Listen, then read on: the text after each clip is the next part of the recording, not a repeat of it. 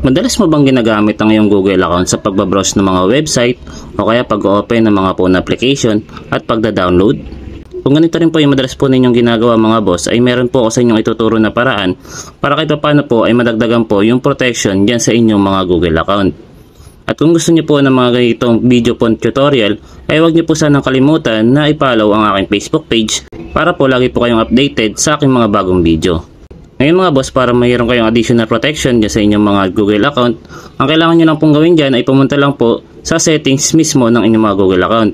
At para gawin yun, para hindi na po kayo mahirapan, open nyo na lang po yung inyong Google Play Store. At pagkatapos, pindutin nyo lang po yung account dito sa gilid. Ito pong bilog na ito. Ngayon mga boss, kapag pinindot nyo yan, may makikita po kayo dyan sa baba na Manage Your Google Account. Pindutin nyo lang po yan mga boss.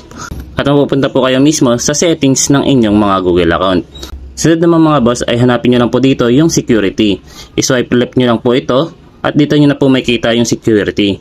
Pindutin nyo lang po yan.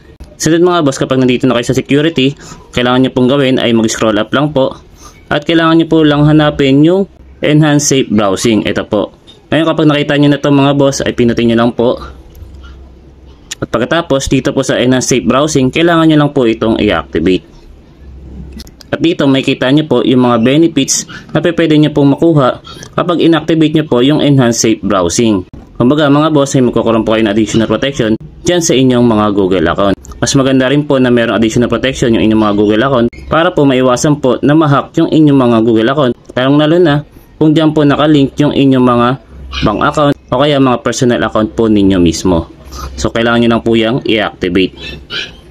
So sana po ay makatulong po sa inyo ang video na ginawa ko, at kung nagustuhan mo naman ang video na ito ay isang thumbs up lang at thank you comment, ay masaya na ako. Share nyo din po sa iba, baka po makatulong. Maraming salamat mga boss.